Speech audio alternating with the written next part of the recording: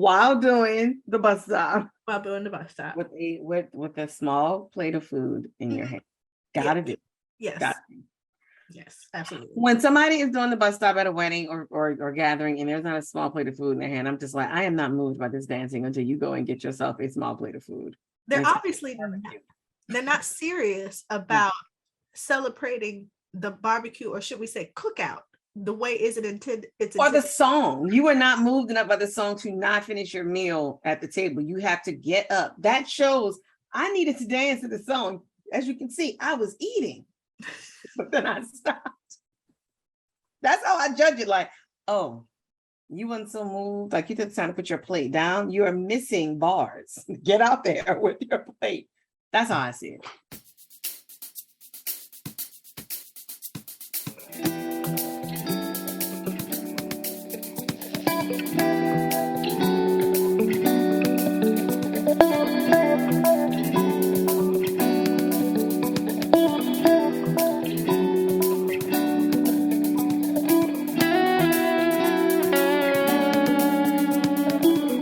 Welcome to Rappin Atlanta. I'm Nita Sharice. And I'm Nikki. And in this podcast, we have a frank, honest, and open conversation about the FX show Atlanta. We have noticed that there are similar features in each show, and during our discussion, we offer our impressions on what those features are. There's a That's So Atlanta moment in each episode that most clearly and accurately depicts the spirit or quirk that is Atlanta and life in the American South. Dariusisms highlight the special flavor the character Darius brings to the show because he is easily one of the most layered, complex, and compelling characters on television. There always seems to be a mystical element or some strange thing that happens beyond all logical reason and sometimes scientific explanation. We've all experienced those kinds of moments. And finally, the SGR moment is very plainly the moment in each show when shit got real and we are reminded that life is not a game and desperation has the power to motivate any and every possible action. Today we're reviewing Season 4, Episode 8, The Goof Who Sat by the Door, written by Francesca Sloane and Karen Joseph Adcock, and directed by Donald Glover. BAN, Black American Network, features a documentary on the true creator of a Goofy movie. Okay. Yeah. This was so deep. Like it was so deep. There were so many layers. Like it's one of those shows where it's like you watch it the first time, you're like, huh? I'm like, like, huh? And then you watch it the second time, you're like, oh. And then you watch it the third time, you're like, oh. And then you watch it the fourth and fifth and sixth time, you're like, Before I let you go. Oh my God. Then you find all of the Black TikToks and start taking notes for real this time. Yes. Yeah, it was a lot. I can't wait to watch it a few more times because I was so not distracted, but there's so much going on. You want to focus in on like the little details because you know that they put thought into what is on camera. And so there's so much to look at. And then I'm pulled in because it's like, I feel like I'm watching a real documentary. They did all the documentary things, you know, and the people, the actors they were great. The woman that played his mom, she's on Queen Sugar and she's just like quintessential Southern Black lady who is probably so sweet, but I can see getting on your nerves like quick. It's like if she asked me if I want some sweet tea one more again, there's gonna be problems. But also like I think what kept killing me is how they kept showing different versions of Tom Washington standing in front of the board. Yes. Where at first, yes. Okay. So by the end, I was like, on the table. Yes, on the table doing the prison pose. On the table. This episode at the top, are they showing scenes of what was happening in the 90s? So the Rodney King beating and all that. I was growing up in California during that time. So Rodney King came right before OJ Simpson. And that consumed like Rodney King happened like right when I was going from, I believe, elementary into junior high. And then all of the angst and the frustration and the struggle with the crack epidemic. Huey Newton had just died in 1989.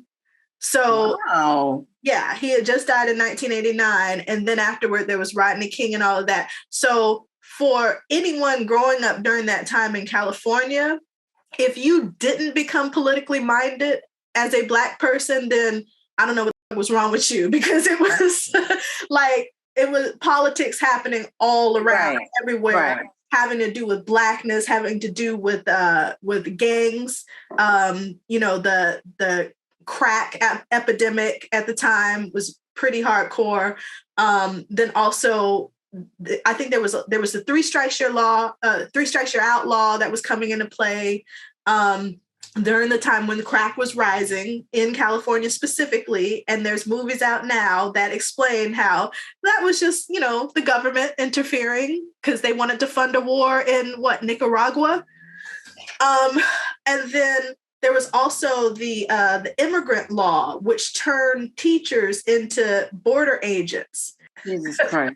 Yeah, there was all kinds of shit directed at people of color going on in California. So it was a crazy time to be coming of age and getting a grip on the world. Why do Black folks always name their children after the most random people?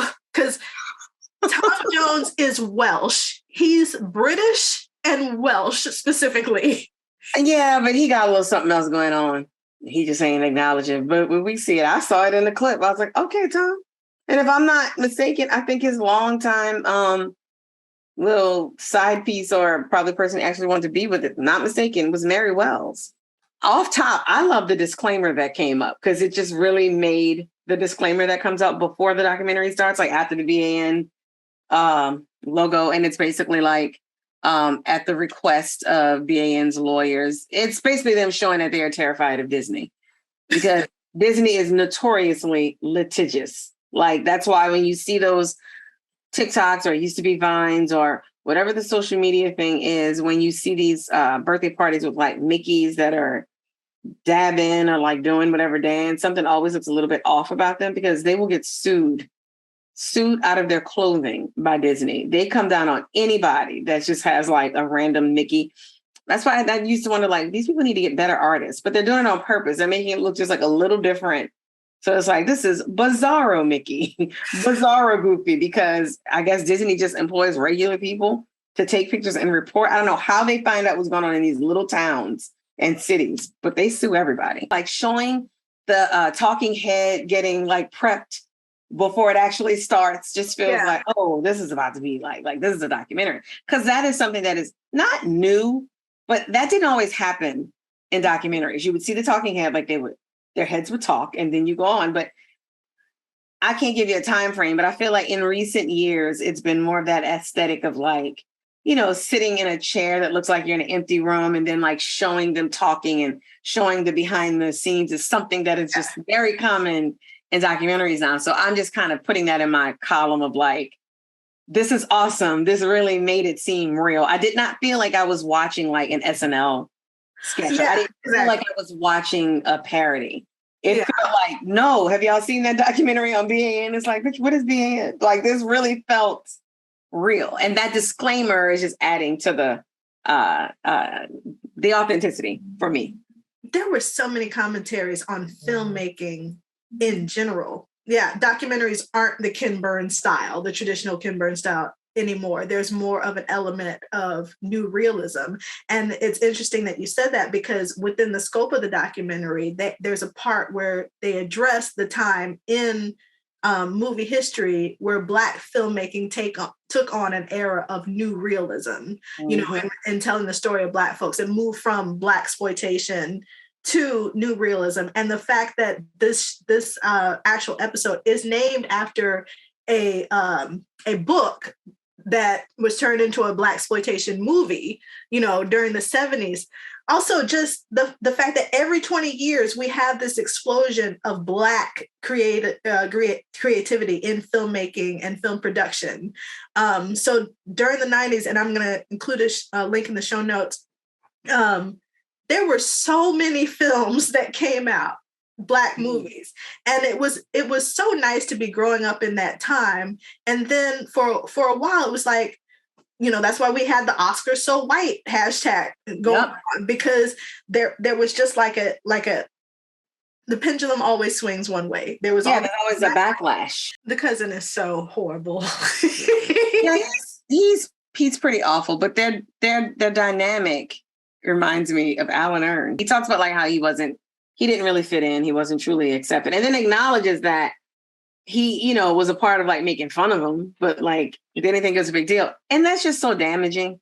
And just the way that Black children are expected to be built for something. And it's like, he's just like, I don't think that he was built for it. It's like, nobody should be built for, like, you're a kid. Like, why can't you just be a kid that likes to draw? And like, why is it just accepted that like, y'all are just going to make fun of him for that? And it's like, but it's like that obviously contributed to what ended up happening. Like he fought that his entire life. Mom is like talking about how he was made fun of in school. Like they would rip up his sketchbook.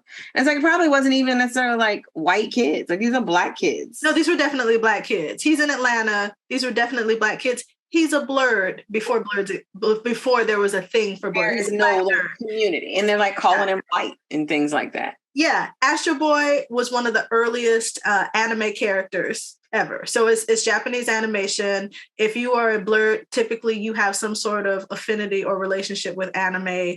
I'm a blurred. If you are Black and artistic in any way, you're going to get a side eye from other Black people, which is just weird because we are, whatever. Yeah, it's super like weird. You're part of a group of people that are like creatives of culture. Like everybody creates a culture, but ours always ends up being the culture. So how are you?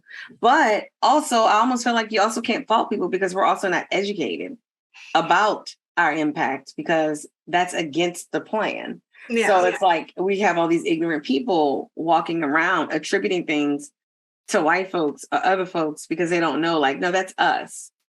You're giving away all of our credit to other people, but we made that. It's like the same attitude, like, I don't do country. It's like, well, you should be, because it's all that and rock and roll is based on us. Exactly. But people don't know that. It's just ignorance. And that's the way it's supposed to happen, according to the grand design. Like it's just designed for that. And it's infuriating. Shout out to Joy Clark, Black country music artist. Anyway, so it makes total sense that Tom Washington would go off to SCAD. Now, he actually went to the SCAD in Savannah because there's 4 branches. SCAD is my alma mater. I was like, SCAD! Yeah, it's Savannah College of Art and Design. That college was first opened in 1978. Could he have gone to an HBCU instead? No, not for pursuing animation. SCAD, I can tell you, has a great network with creative corporations and companies that celebrate creativity and leverages creative talent. I was curious, so I looked up the majors at Morehouse or Morris Brown and Clark Atlanta University. Those universities are primarily focused on business, science, math. There's some journalism, but if you want to be an animator, you're not going to get the support you need from any of those places. So he really had no choice but to go to SCAD. And it seemed like he excelled there. Just like when I went there, I freaking excelled there because I was finally around a community of other creatives who got what the drive for being creative in that weird way was. So I was happy that they highlighted that. And I feel like it was a shout out to all of those Black creatives out there who get, side-eyed or bullied or hassled by their Black peers for being creative. It's also, I felt like this was probably semi-autobiographical. Oh, for sure. For Donald Glover. For sure. That's all I saw. Like immediately I was like, okay, Donald. Yes. Oh, baby. Woosah. You still need to work on your perception of Black women, but whatever. That's another episode. No 100% pass, dear. All of that is terrible. And yeah, we're holding you accountable. Our brother, we're holding you accountable. The cousin's like, man, he called me and said, Goof is a nigga. And man, I just laughed. It's like, this dude just lives a very simple existence. She's talking about he's fresh out of college and the company's doing well. They've had lots of success with Little Mermaid. And then the other guy, Leonard Trussell, talks about, I guess, like the diversity push or program they had. So they're right now, like right at the beginning of him joining. His mom is doing that very Black mom thing. You need to riot with that pen and paper. Like, this woman is so good. Where he says that the riots are going on and he felt like, I want to go down there. And he calls his mom and he's like, I want to go down there to the riots. And she tells him, no, you better riot with your pen and paper. And I'm like, that's such a mom. Like, look, boy, don't get yourself get. Like, I understood it, but it's also like, well, he's feeling something. But at the same time, I can't totally be mad at her because with mom, I can't see too many people, especially not a Southern, not this particular woman being like, yeah, go down there. Because if and when something happens to him, it's going to be like, I told his dumbass to go down there and he got killed. His cousin is annoying, but that actor did a great job. Yeah. And then he just says like, he's incensed by everything that's going on. So he says that if he gets a chance to make a movie, he isn't going to hold back. But I liked how, is it Jenna Wortham? Is that her name? Yeah. Mm-hmm. I like how she just encapsulated what was happening right there. It's either what did she say? Faux homosexuality, mm-hmm. and then the hyper masculine. That is so true. There's nothing in between. And that's a shame because most people are somewhere between that. See, and I think that was also an interesting commentary on what was going on in the 90s with various relationships between Black men. Because in just referencing men on film, which men on film would not be able to be made today. No. But it was a relationship, is one of many relationships or types of relationships between Black men, a homosexual relationship, as it were. With New Jack City, those were two brothers, then they're trying to frame Goofy as being Black, and then they're talking about the relationship between fathers and sons. But these are all relationships between Black men. And so I was curious, it's like, well, what was going on in the 90s during that time that was specifically, about Black men? So much.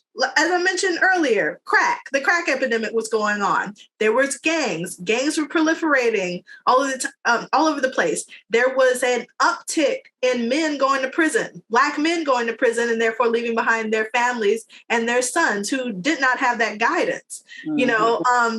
So there was a big shaking up with Black masculinity in period. And we're really desperately trying to find ourselves, or they're really desperately trying to find themselves, but also trying to tell authentic stories about their experience through hip hop, through film, because like I mentioned before, there was an explosion of Black films. And all of these were commentaries on Black masculinity and their place mm-hmm. in society, during the crack epidemic and all of that, leading up to what would eventually become, our first Black president.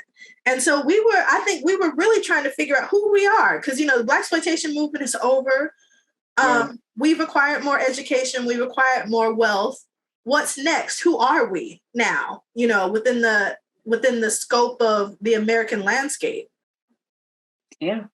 Yeah. So that's why on my second view, that's why I was like, oh, like, ooh, this is deep, And it's interesting because it's like we had these two major extremes, and you said men on film couldn't happen today, and it really couldn't. But then even if you just take who and what they're portraying in men on film, many homosexual Black men don't act like that. Yeah. And then if you go to the other side, the super masculine, talking about being my brother's keeper with a gun at its temple and then like pulling the trigger. Even people who perform that kind of masculinity, half of them aren't even that. Like, they're posturing. So it's like Black men are just people. They're like most people. It's like, are you doing this? Many times you're doing something because you feel that you have to, because there's no one else that is actually like you. So you join the group. But then you have people like Thomas who don't, and they're themselves, and it's at a detriment. And some people can't be anything other than themselves, because there's a lot of people who can like, well, that's the real me, but like, this is how I'm posturing. Kind of like we suspect that Alfred is doing, mm-hmm. Has the ability to switch. But then there are some people where, try as they might, they're just awkward. They're physically awkward. They're socially awkward. they can't perform anything else, which is, I would put Thomas in that category, which is why he almost like overcorrects, like goes too hard. And it's like, okay, now you're this caricature of like the hyper masculine man. I'm getting ahead of myself, but like, and your life is falling apart. Like, this is not you at all. But like, he can't even like control that correctly. You know, like somebody like Alfred, or like many rappers or entertainers where, you know, they may be aware that they're kind of playing a part, but it's not actively ruining their lives in the same way that this guy is. You would think that the power and the prestige would allow them the license to be their authentic selves. But we're seeing that play out right now. We're seeing what happened to Tom Washington play out with Kanye West. It played out with Dave Chappelle. It played out with Herman Cain. It played out with countless other Black men who've acquired wealth and a social standing that's elevated. OJ Simpson, you know, the list could go on and on. So what is it about American prosperity that poisons Black men and eventually kills them? I think it was said they were white. Remember how the guy breaks down, remember how Ernest, before we knew that he was Ernest, is on the boat with the nameless Black man. And he talks about how when he says being white, he's not speaking of like literally being white, but because of like what you've acquired. Yeah. When you get to a certain level, you are white. There are some people that are okay with just like, yep, I'm white, and completely having no qualms about not giving back, not being a part of the movement, OJ. And then there are people who they're tormented by it.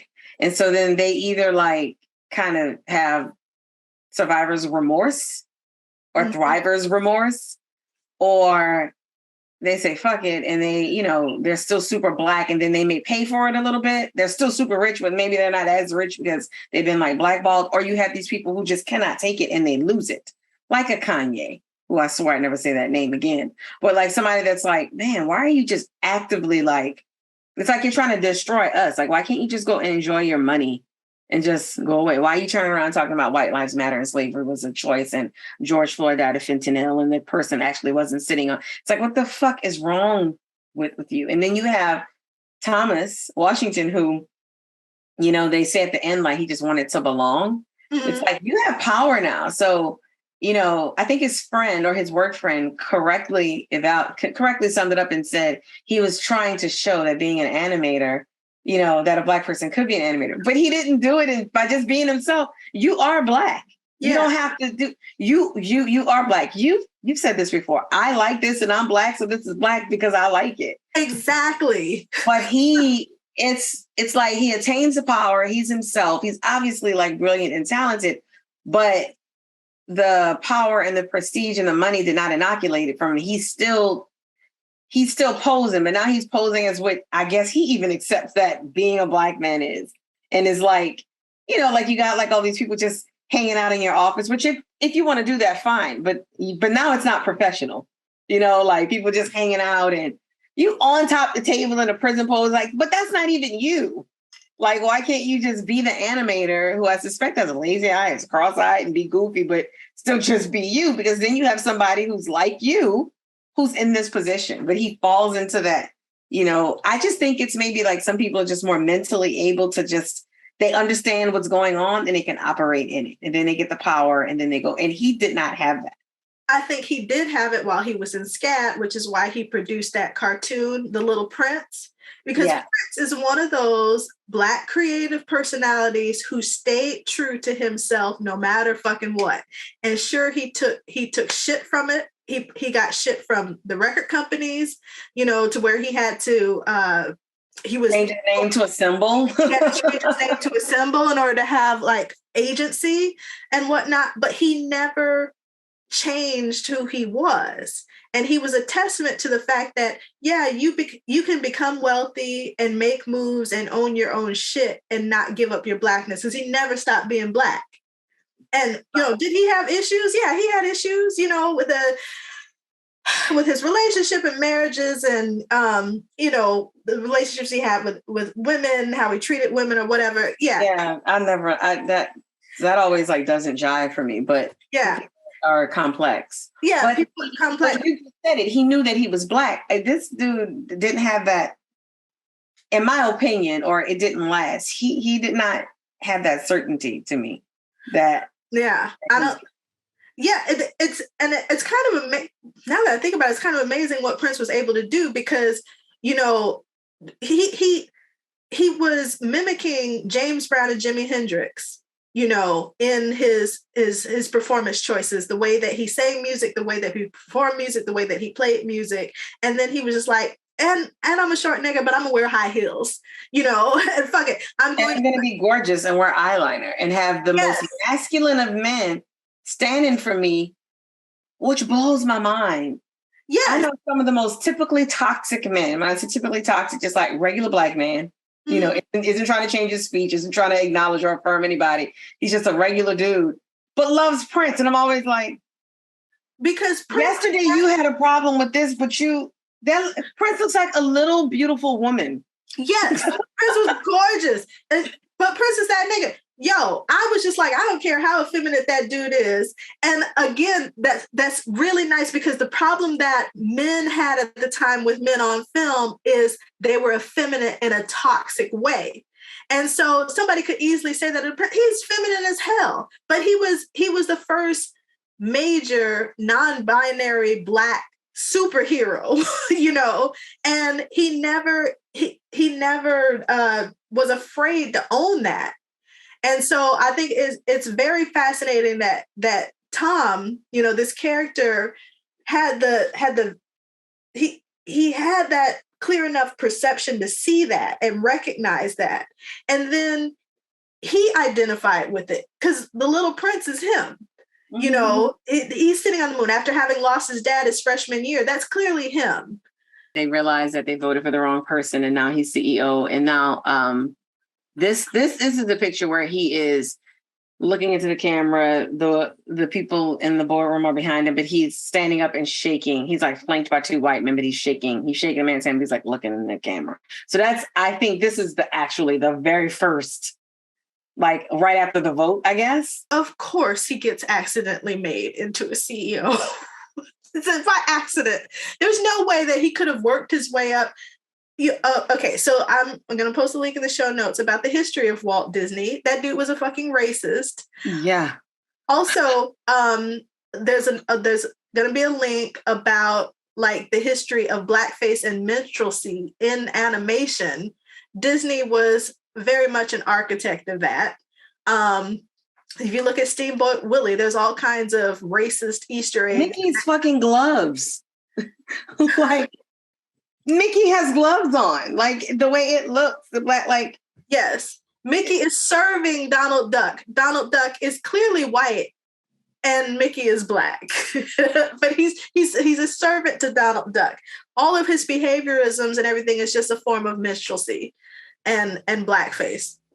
So there is no way, like this new age of Walt Disney where, they're producing Black Panther and being inclusive and all of this shit. This is an attempt to make up for decades and decades of not only creating racist shit, but heavily influencing the way white America perceives Black people.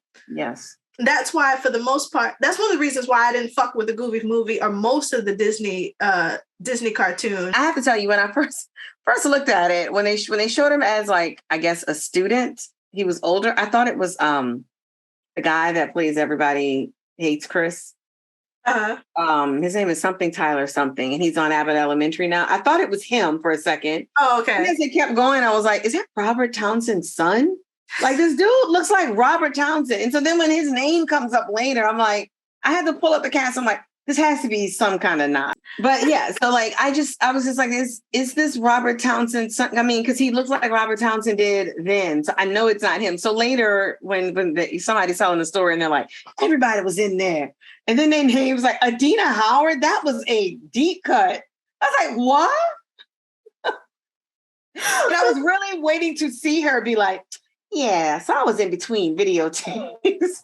I expect to see her posed up like, woo, woo. But then what is Harrison Ford doing there? That's what I'm that like. was hilarious. It just made me think about Liam Neeson, and also just like the Harrison Ford line sounded like that is a writer's room joke where somebody's like, it just seemed like Harrison Ford likes Black women, right? Like, doesn't it seem? And it was odd, or it stood out, but I was also like, I could see that though. I don't know why, but I can see it. I think Black people love Harrison Ford. I don't know. Like, I don't even know that it's that. I think it's just him. There are some white people where you look at them, and if you were playing with Photoshop and you dropped them like in the middle of a JJ painting, they just would look right. Did we skip over the part where the guy is talking about sort of like giving a characterization of Goofy? Okay. So that like just reminded me of Spike Lee and that one movie that Bamboozled. I don't know if you remember seeing that. I remember actually meeting Spike Lee. I didn't want to. Should I watch it? You need to be in a semi-angry, semi-happy state to watch that movie. It's supposed to be a drama, but it also turns into a documentary of sorts, like re-showing and presenting all of this imagery of blackface and minstrelsy in cartoons. And I'm sitting there thinking, I watched all of this shit while growing up. Yeah. It's just a rehash of every fucking horrible ass stereotype that you could even imagine. We sat there and consumed that as children. Mm-hmm. So anyway, by the time they explain Goofy and the fact that Goofy is Black, which hundreds of TikTokers are now confirming it in TikTok video. Believe it or not, there's so much discussion online about if this is a Black movie or not. There are a lot of articles that actually proclaim this as an unofficial Black Disney movie and actually say it's the blackest thing that Disney ever did. It does capture 90s Black culture in a way that most animated films at the time did. But we've been saying, like, before we had TikTok. We've been saying that, but also Babbitt, that quote that they quote from Babbitt of how he's explaining Goofy as what does he say? Because Goofy, he was adult. He was someone who wasn't aware of how slow-witted he really was and thought long and hard before he did anything, and then he did it wrong. Art Babbitt. But the fact where they mentioned he's colored, that's real. He really said that shit. There's a link in the show notes. Okay. That reminds me of when white folks first voted Barack Obama into office.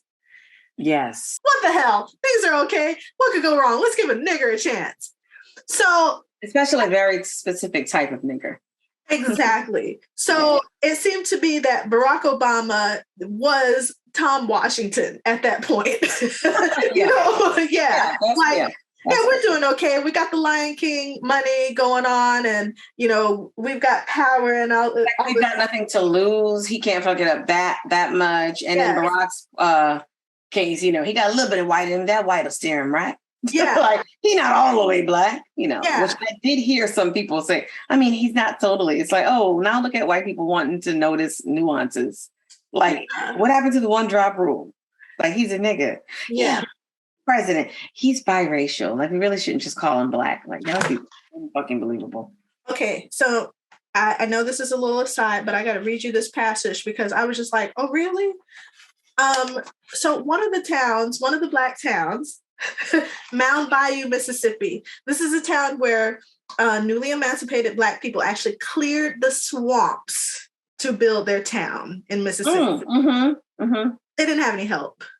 And this was before modern technology. Can you imagine chopping down swamp woods and shit and the disease and the heat and all of that? I would have drowned myself on purpose. Yeah. I say this all the time. No. Yeah, I wasn't built for that life. Which is why I feel like I should have been born in the 50s so I could be like a teen during the 70s because the 70s was my shit. But I know I could not. No, I wasn't built for that early 1900s, late 1800s. It wasn't. But I think it's super early where I'm a part of a royal family. or just like, what? Darling, I do not dream of labor. Like, that is me on my headstone, please. I do not dream of labor. All right. So Mound Bayou was being run in a very excellent way. It was a great town. people were comfortable. It was an all Black town. People were profitable, whatever. So white folks were saying, oh, well, they must be like Booker T. Washington, because Booker T. Washington was biracial. And they're like, oh, this town must be full of biracial people, which is why they're able to run it so effectively. But then when they checked out the people in Mound Bayou, they was Black as hell. So they were like, oh, it's not that. So this is what a writer in the New Orleans state, Thomas Arnold, and that's why I made that post on Facebook. Black people, brown people, tell your fucking stories and tell it to a news source, because it becomes a part of history. So I'm quoting something that he put in an article. He said, a writer for the New Orleans state elaborated upon the same thing, contending that the people of Mound Bayou were the pure offspring of the real old-time African race, into whose veins has crept no germ of that shiftlessness, worthlessness, criminal tendencies, or self-importance that characterizes so many of the race who have grown to be such a fester upon the average city. Oh, these niggas must be pure Africans. So that's why they're able. So I believe that they were okay with Barack Obama because he had a Kenyan daddy, too. He wasn't from enslaved niggas. There is no end. Are you kidding me? They will contort their brains. I've never seen a more talented mental gymnast than a white racist. I love how they love the real Africans. It's like, yeah, you don't remember that you loved them so much that you brought them over here against their will and then tried to beat all of the pure Africanness out of them, because the ones who knew who they were did all kinds of shit to get away, some successful, some unsuccessfully. And then, so the shiftlessness that you claim is in there. If they were so lazy and shiftless, slavery would not have been as successful. But then, so that's one way to look at it. But then if you look at it the other way, this mixture that you speak of, in my opinion, is either the result of your programming, because to beat the African out of them, there's no more African in them, then whatever's left is what you have filled it with. So now we have his wife, and she's just talking about like how they met, what their marriage was like. Sounded like it was really good. She's like, we didn't have much, but we were still happy. I like when she talks about she would like wake up and there's a really cute picture of like at their wedding. He sketched of her and the woman's beautiful. And then the guy's looking, his eyes are like popping out of his head. And she's like, whatever we didn't have, like she'd find it like. You draw a picture of it. That was just sweet. And then they're showing them with their son. I swear this dude is cross-eyed. Did you notice that? Yeah, he has a lazy eye going on. Why? I don't know. It's just like added. It's like, come on, man. Like, he's already like not considered Black. He'd have a lazy eye too and be an animator. It seems like that would be a problem. But anyway. Yeah, but he is goofy. Like pretty much Goofy. I was just like, dang, come on. Okay, so now this is where Jenna is like, to give you a little context. When the Goofy movie came out, Black masculinity was all over the place. And then like she like goes through her whole little thing. So that is what I think you were referring to a little earlier. So we're at that part where she's talking about men on film, Blaine Edwards and Antoine Merriweather, and then Wesley Snipes and Alan Payne, or Lance from The Cosby Show.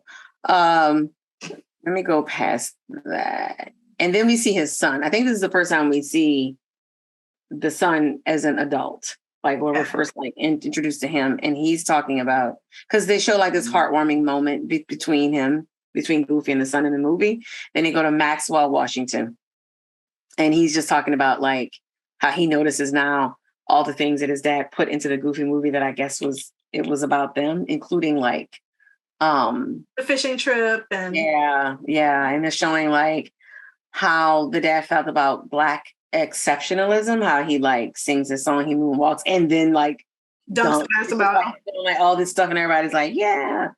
And like this woman is like reaching out to him or whatever, and it's accepting him. Even though they're dogs, it looks like a white woman, or at least like a real like light-skinned chick, where it's just like, I've attained things. Like these are like all the markers supposedly of you didn't made it. So and they have this really, really cute picture of him and his son fishing. Yeah. It's just sweet. And then his friend said, and this was interesting, talking about the map and how the map in a Goofy movie was supposed to represent like the Green Book. And yes. it was like a freedom ride. I was like, oh my, what? So he, and he basically like talks about the purpose of the Green Book in the Jim Crow South.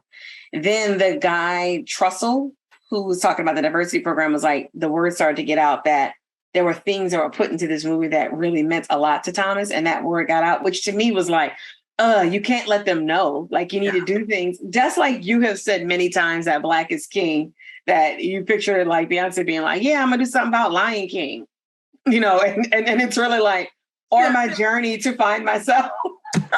Yes. Because it's like, you forget it's like, it's like, it's all this Black as shit stuff with like, we're being introduced to these talented creators in Africa that like we wouldn't know about because like we're not there. And then every now and then she's like, oh yeah, Samba, star, and all that bullshit. Okay. And y'all gonna pay for this. So that's what that made me think about. Because when he said that, I'm like, and this is probably the beginning of the end when word gets out that there's a deeper meaning. Because I'm like, why would he keep that secret? But he's so overzealous about it. And also, I think he just thought, like, in my opinion, if I was him and I knew I became the CEO and it was by accident, yeah, I'm gonna use that power, but be real careful with it. You can't let that get out. No. That's what you're doing. You have to make them think that they're a part of something that's like, this is all for us, it's for all of us, right? No, I'm gonna let you think that. But he's being all, like, well, I'm the CEO, I can do what I want. It's like, you still Black though. Like, there still always has to be a covert way, like if you're really trying to change things, unfortunately. Okay, and this is how the show manages to give props to Beyonce without ever mentioning her name, because yes, she successfully did that with fucking Disney, the corporation in question in this episode. But also when they start catching word that he's changing shit, having white people visit Black neighborhoods to and he got his ass kicked. Did you see the dude come in? And he was like, see that? Now he went. He said the wrong thing, but hey, now he knows. I'm like, okay, now you're getting.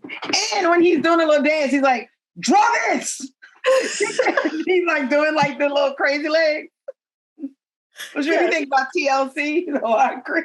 Yes. So that was hilarious to me. But then as Thomas is drawing, the executive's attention, the board's attention or whatever, and he's pretty much making himself a target for their removal, he gets the Nation of Islam, or actually the Fruit of Islam, to protect him. Now, that reminded me of how the Fruit of Islam came out and said, oh, if they won't guard Beyonce, we'll guard Beyonce. You remember that shit? So I'm just like, this is hilarious. Like, whoever's in the writing room put all this shit and together. It all happened at that time. It was at the precise time that America realized or remembered that Beyonce was Black. Because that Super Bowl, when she came out, they all came out looking like sexy Black Panthers.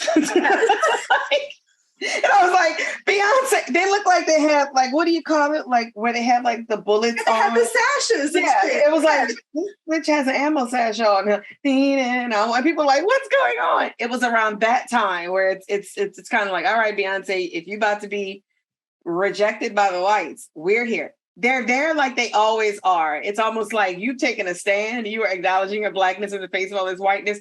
We got you. Because not all Black celebs do that. Yeah, she successfully did what Tom said at the beginning. If I ever get a chance to make a movie, it's going to be the Blackest thing ever. And that's what she's been doing. Yeah, she was just like, for a hater. Oh, whether it's performative or not, people are benefiting from what. Yeah, what she's doing. She's just like, oh, you want me to perform at the Super Bowl? Oh, fuck it, I'm going in. Oh, you want me to do something for Disney? Oh, okay. I am just so touched, and I just feel like, I don't know, like I could fly. And then it's like, this is about to be some shit. It's about to be the Blackest shit ever. Like in her song, she says, fuck those laid edges, I'm gonna let it shrivel up. Like in Black Parade, it's basically like, they hate us because they want to be us, and fuck them, let's make this song Black Parade. Like, this is in Disney.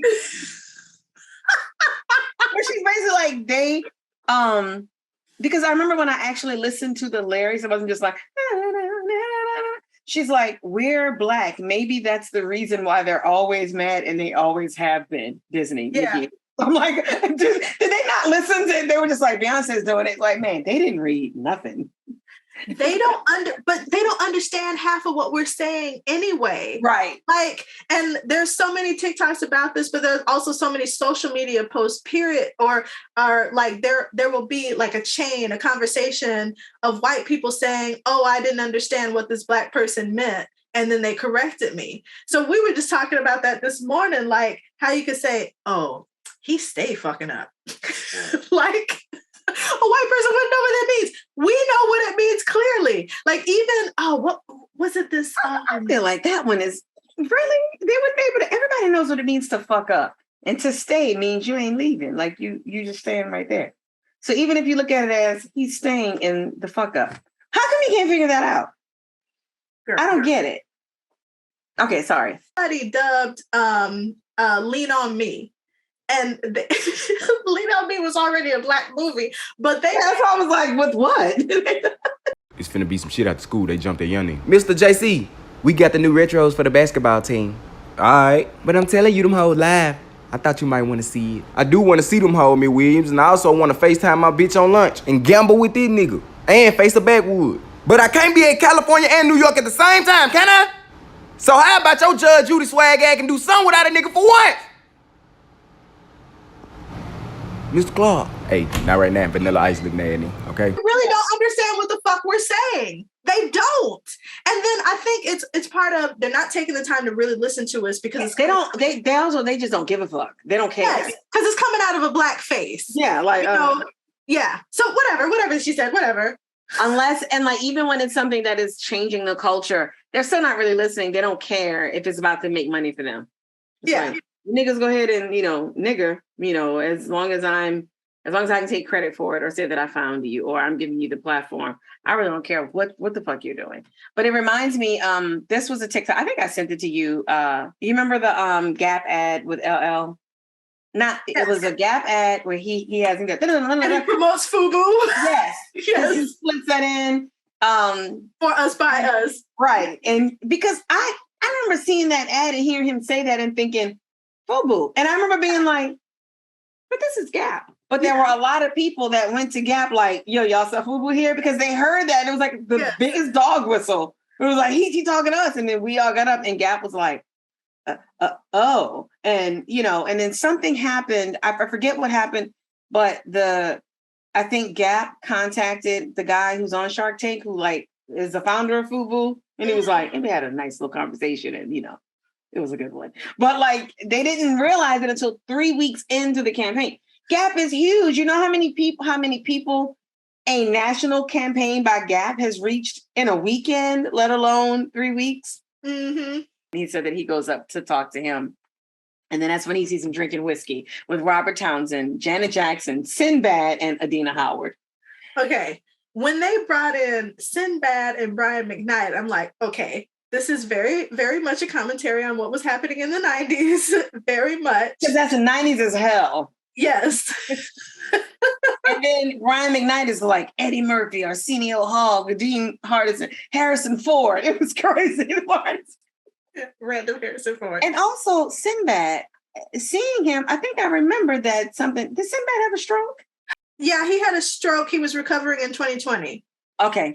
Because when I saw him, I was like, Sinbad. Because he isn't a person that's just always on like social media anyway, like never has been.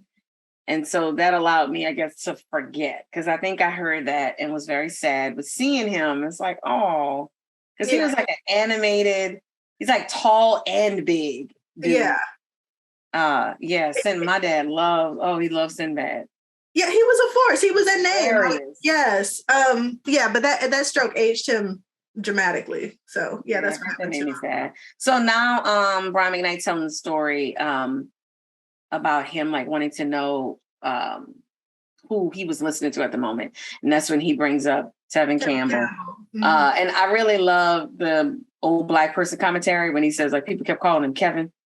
And I'm like, yes, I had relatives that'd be like, what's a little boy named Kevin Campbell? It's Tevin Campbell. Because I guess like at this moment, Tevin wasn't really famous yet. This was probably around the time where he came out and did that Quincy Jones thing. Because I first learned of Tevin Campbell when he sang that song with like a bunch of other kids.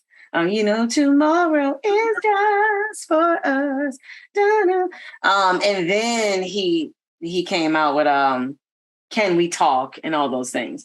And hearing that song, that took me back to high school. Mm-hmm. Or I was like, oh my God, and just wanting the 90s again. The 90s were great. The 90s were a fun time to grow up. In California, it was crazy, but I don't remember that time as being like negative.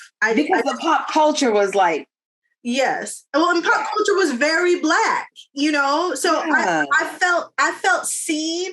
During the 90s, I felt seen as a young person. I was actively involved because we had our own branch of the ACLU. That's when I was on CNN, I felt incredibly seen and appreciated and valued, as a youth.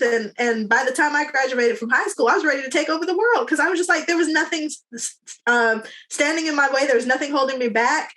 So much so that I went out of state to New Orleans, thousands of miles away from home, and felt perfectly fine, doing that.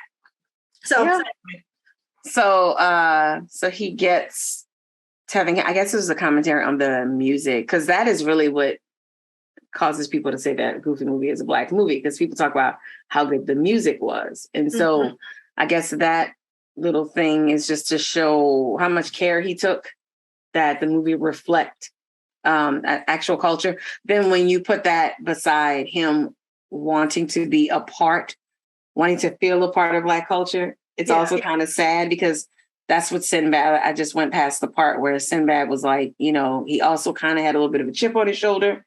He's like, if you challenge his Blackness in any way, it seems like he would just go the fuck off. He said, but if he didn't like it if he challenged his Blackness. And then they show, pause it here, this picture of him, maybe this is like right after he shook the dude's hand, he's going like this, which seems not even like in his character. Like, it doesn't even look right. No. And I don't care what anybody says, niggas related to Robert Johnson. And so they he looks exactly like him. And then that's when his friend is talking about he thinks that he was insecure about being an animator because he didn't feel like it was innately Black. And so because of that, he was trying to make being an animator cool. Because he felt divorced of his own culture. And Brian McKnight's talking about it taking a huge toll on him. And the guy says, one morning I'm sitting down in my office, I'm ready to get down to business. And he calls me over and he shows him that he has a gun. Yeah. Like, he has a gun in the office. It's like, what are you doing? Yeah. And this is to remind me that they don't know who I am, but I know who the fuck I am. Yeah. And I get that, because I feel like most of us who are working in an environment where, where you have bosses or like you're around a lot of white people, it's been my experience that they don't truly know who you are, because we've learned how to, be a version of ourselves at work. And while everybody does that with Black people, it's a little deeper. Yeah. So that's what that made me think about. But then also it's like, but this isn't really you. You're actually not being who you are. And you're trying to carve out this space. And what is sad is, if we take this to be like a real thing, kids coming behind him will know that they can be animators and they can be Black. And he's provided that for other people, but he still doesn't know it himself, because he does not want to have a gun. Like, when his wife kind of starts to describe like what led to her leaving, and she's talking about the harshness and cheating on her, that wasn't him. No. But if you're going to take the stereotypical version of a Black man, just like how the guy describes Goofy, you're acting like a stereotype, because that's not a lot of Black men. There are a lot of Black men who manage to be faithful, or manage to honor whatever agreement they and their partner have come up with. They honor that and they take care of their kids. Like, you're also playing into what you perceive to be Black, which is probably like who his cousin actually is, and all the people that made his life a living hell. Yeah. So, and that's a shame, because it's like, I don't even know how many times I've experienced this. Like, I'm the only Black person in a white space. So I realize very much that I have to put on, for the whole race. I'm representing the entire race. That is so fucking unfair. What other group has to do that to that degree? No one.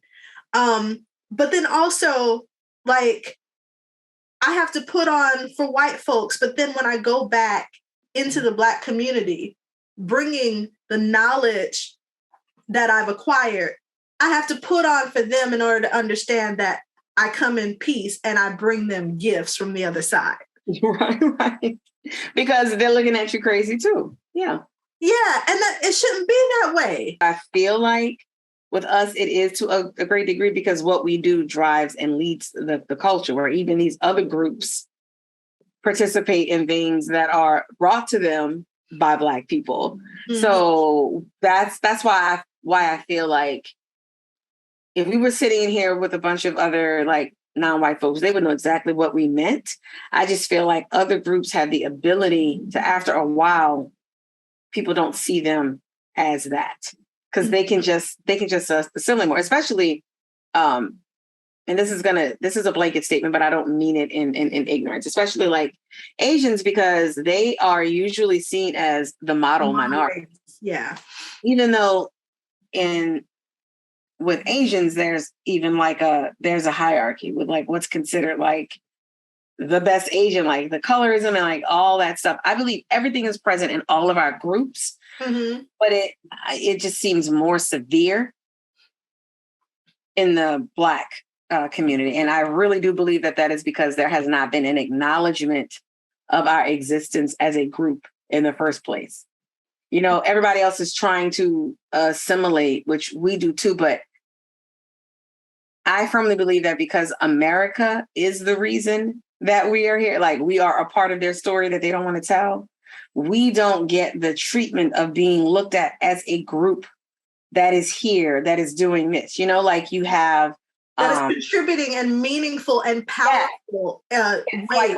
I appreciated Warmth of Other Suns and why that book struck me the way it did, because the language that she used, outside of it being more put in like, it felt like fiction. It was more engaging than cats. It was a story being told. But the way she said, we fleed tyranny, the group fleed, that is such a common story that we have learned about everybody else but us. Mm-hmm. And she framed the South as like, you know, fleeing like a communist country or something.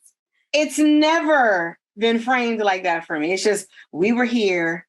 And then we moved there. It starts with us being less than, or it starts with us like living our best lives and then, sight nigga. Like, you know, and then it's like, oh, and here we are.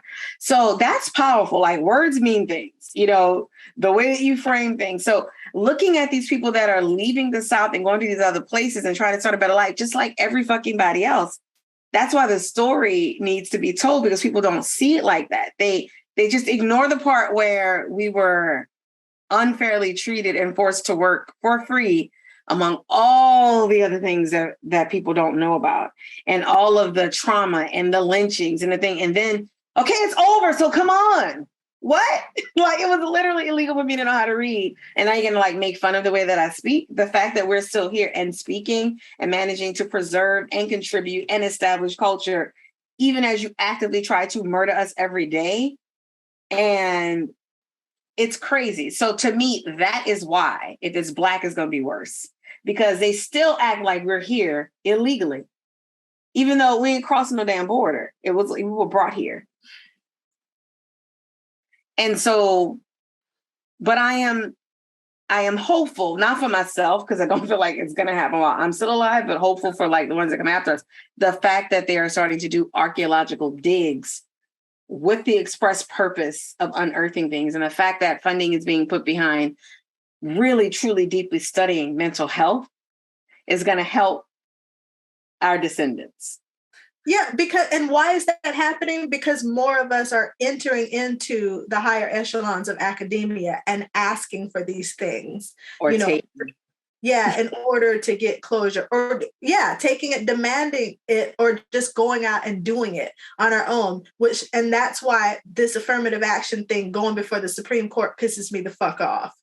because it's like, and every 50 years, I've said this before, every 50 years we make a degree of progress and then they try to knock us back 75 years. So we have to make up for those 75 years and then achieve another 50. And it's amazing and fantastic how we have been able to do that time and again, but we shouldn't have to.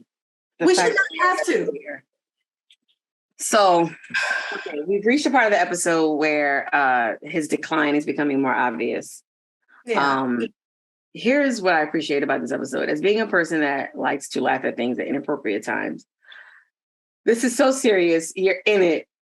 You feel like what's coming, that something awful must have happened. Because it's like, I noticed that Thomas hasn't shown up talking in this documentary about himself.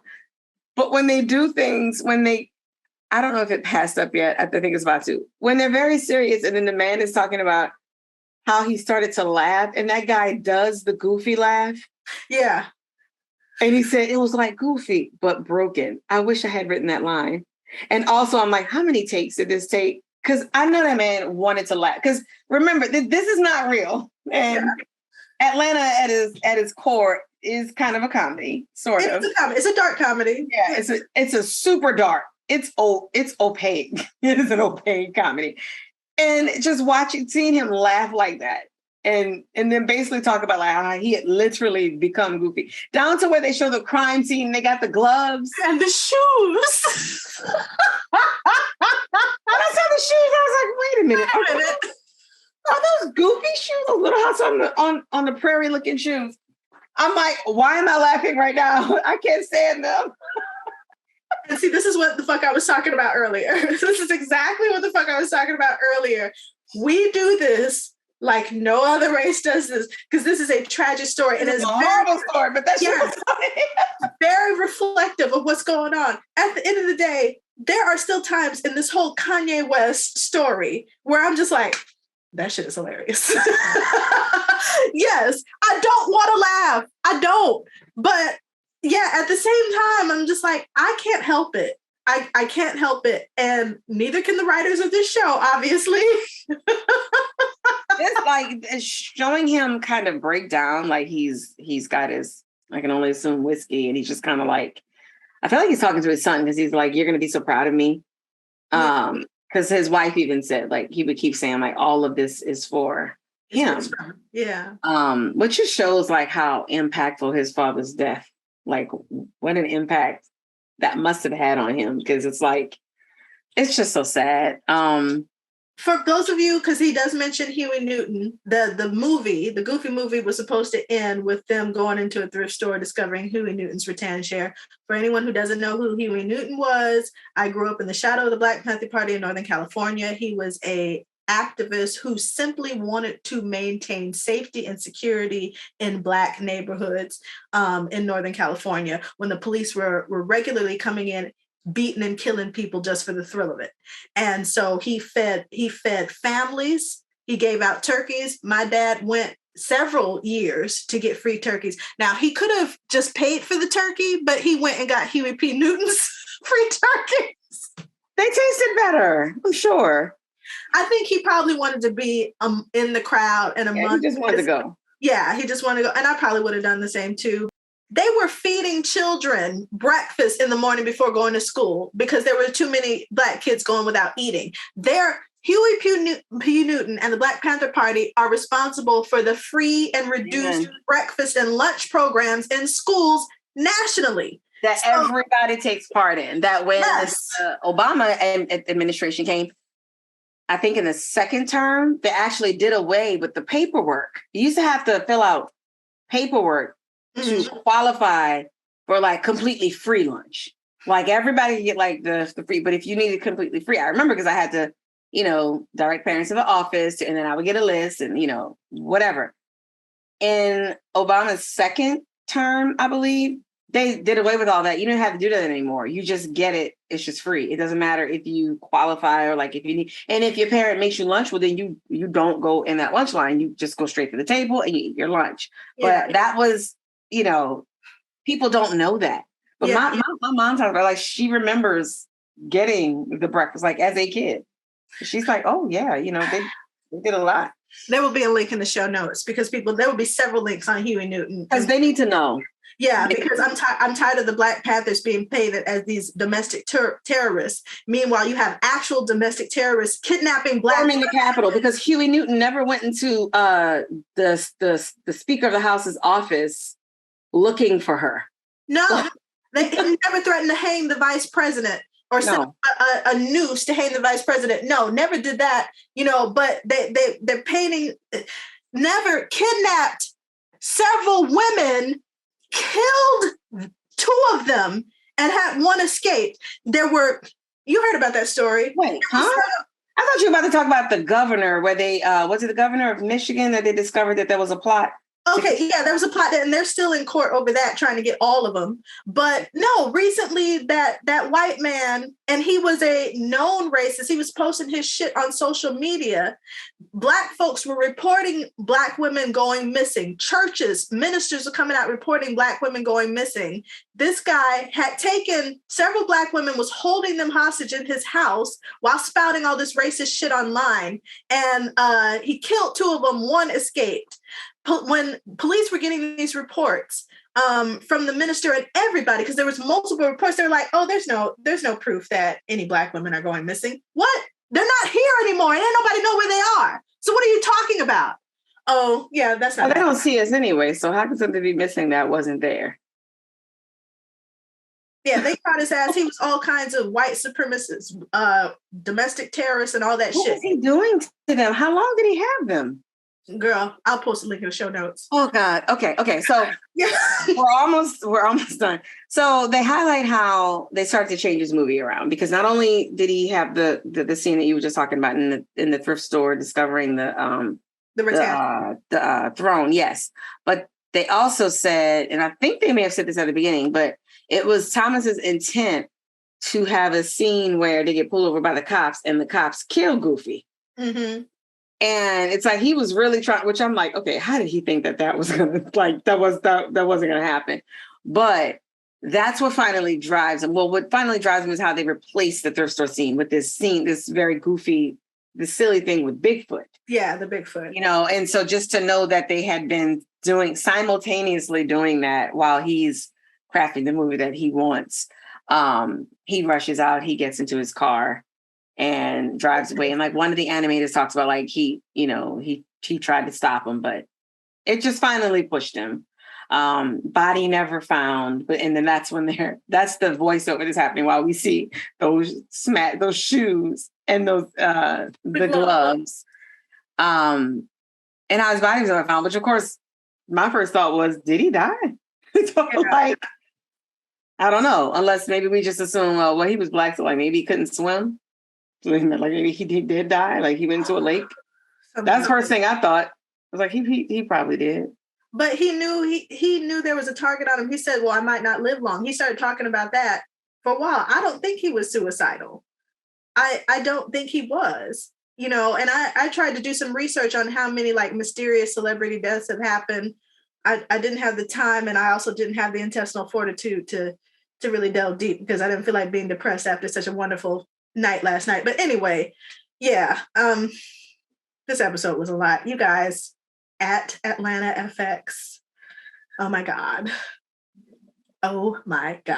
Okay. Are we ready to go through our elements? He was suicidal. I don't think he was suicidal. The comment to his wife, and she said that it would scare her, and he would say, when I'm not here, like, I'm doing this for my son, because when I'm not here, then you can show him this. And she was like, I never asked him like what he meant by that. She says that at one point.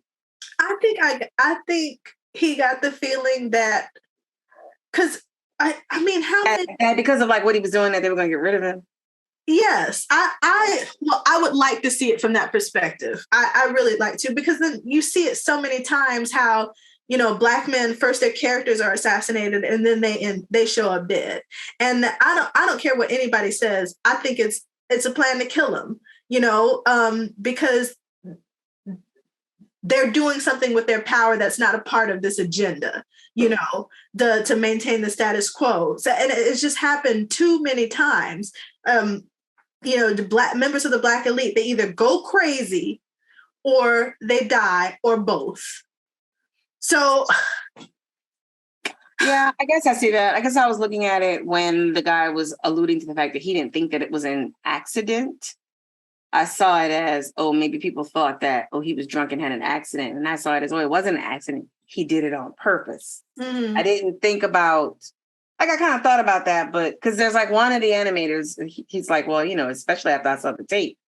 And then the guy's like, what tape? And then they kind of just cut. It was so dramatic. And then they show him like kind of ranting to himself. And I guess in my mind, I was like, yeah, that would make me want to kill myself. Like you're hearing things because his son is like, he was talking to himself. And I'm now picturing him, like, was he also walking around with these big ass white gloves and shoes? Like he's losing it. Like, so when the guy said he didn't think it was an accident, I guess I thought of, oh, I accidentally ran into the lake because I was drunk. Mm-hmm. And like, maybe like that's what people were attributing it to. But this man, so the non-accident would mean because he did it on purpose. But I guess they did make it a point to highlight how he was going around town, like talking about how big this was going to be. So more and more groups from gangsters, you know, to the Nation of Islam, like were trying to have a lot of influence with him. And we've all seen, like, before a powerful person dies, if they started to expand their circle and kind of like you start to owe more people, if you don't make somebody happy, you know, well, they take care of it. So yeah, that's interesting. That makes sense. And then the fact that they offered him $75 million and he still wouldn't go away. Like, we can't even pay you to go.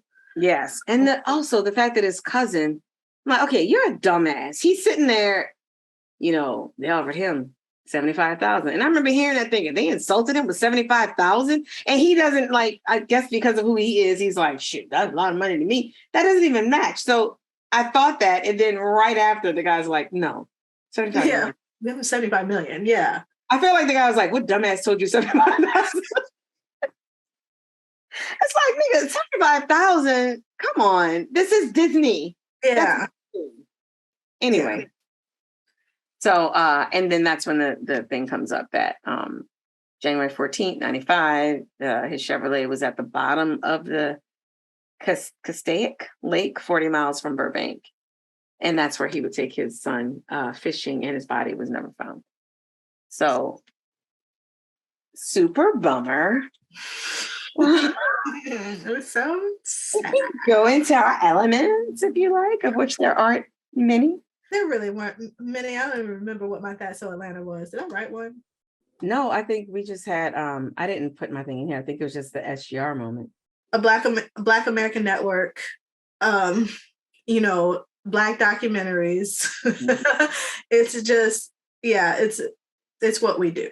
It's what we have done, trying desperately to reveal untold stories about the origins of things that go on to become these huge cultural phenomenons, and we never know that they came from they originated with Black people. For me, that was the Blackest thing about this episode. I agree. Down to just his cousin recounting how they messed with him, and like I could so clearly picture, you know, what kind of kid, you know, he was growing up and just being a kid and in the neighborhood and that kind of thing. So another little thing that was interesting, like as they're wrapping it up, they basically talk about how memes and everything are like a part of culture, like how you see like Black characters being animated.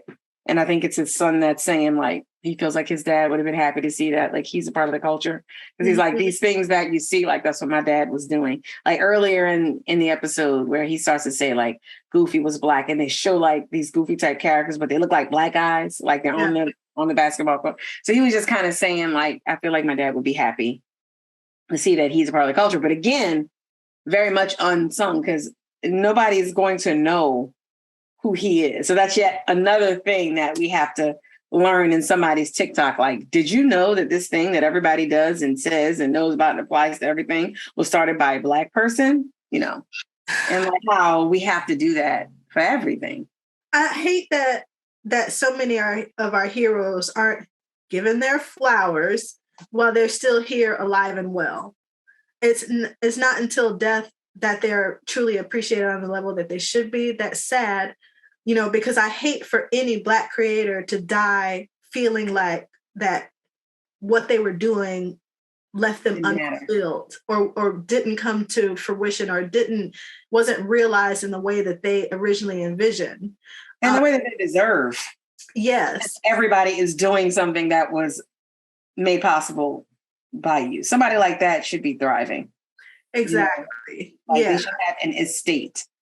Like, up on their debt, something that everybody knows, but there should be statues erected for them instead of these assholes, members of the Confederacy that did nothing but kill, steal, and destroy, but they're being praised, and memorialized outside of government buildings. Because it's their story. There was clearly no Dariusism and no mystical element, but SGR, I think we both agree, was when he started to lose touch with reality and lose touch with his sense of self, which again, we've both commented several times, that happens so much with Black people who achieve a certain level of power and wealth in this country, and it needs to fucking stop. Because we should be able to be free to be wealthy and be powerful and still be free. It also shows how when you are accepted into the white, like you're in that higher whatever, you need to have your people around you. Yeah. And I think everyone, regardless of how you feel about Kanye, I think we are all agreed that his mom dying.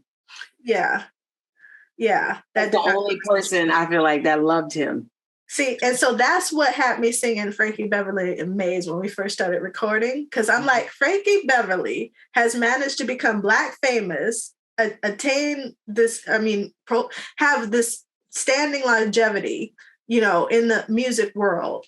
And he did not lose himself. So I'm perfectly fine with being Black famous. Yeah. that used to be, it's like, I don't really want to hit or cross over. So all that means is like, now they want something from me, and you have to be like, to be more than comfortable. Mm-hmm. Like, he is set. I don't need for white people to know who I am. Matter of fact, I don't want you to know who I am, because all you're going to try to do is say that you started doing. You're going to try to take something, like take my soul, like, or break my soul. You won't break my soul. You won't take my soul, and you won't break my soul. Yeah. Yeah. So I'm glad to be like those orchestral composers from Chicago, those original highly educated Black folks in Louisiana, building their community. Stacey Abrams, quite honestly, sis, if you never become governor and you continue to do the work that you're doing in Georgia among the Black community, I feel like you're more, I've always thought that you are more powerful out of sight and maybe only seen by the people that matter. Now that I am more mature and figuring out what I want to do, it's like, I don't need to be, everybody doesn't need to know about me, because if I have the respect of the people that I care about, that's all I need. I don't need to, cross over, because it's just, there's a lot that comes with that. If I were to cross over, great, but it's like, I got to keep real people around me, because the more money you can generate, the more leeches you have, and like more people that it's better for them if you don't get a hold of yourself, because that means like less for them, because maybe you'll be more critical and thoughtful about the projects that you take on, which means that their purse is getting smaller. Yeah. It's like the people that are around, ain't nobody telling them nothing, because it's actually more profitable for them to, and I'm not absolving him of responsibility. I hate the people that are like, oh, it's because it's like, whatever. He's grown, but there are issues there. And there are people who it won't help them if he gets a hold of himself. They'll make less money because that's boring. And that's why they're going to keep reporting on every little thing he does. Same with like a Trump. Yeah. So yeah. I can understand why Jay-Z and Beyonce are so protective. Beyonce specifically are so protective of their home life and their privacy. Or they were leading up to, I hope they're still continuing to do that, because we ain't seen them other two children since they were born. Yeah. She releases pictures here and there, but yeah. Mm-hmm. But it'll be like, this is his elbow. This is eyelash, the second to last one on the left eye. Not the paper guy. Yeah. But also Prince again, and I'm glad that he was referenced in this show because he stayed true to himself, and also the moves that he made to help Black people, he did them silently and privately, to where he was making contributions, like big, huge contributions and endowments, and no one knew about it. And I think that's the way to go. Because you don't owe anybody anything. Exactly. You're not beholden to anything but yourself. And also, no one can really try to interrogate your motives, because it was a secret, So, is that the show? That is our show. That's our show. Thank you for watching. Rappin' Atlanta is recorded and produced by Nita Sharice and Nikki Ibo.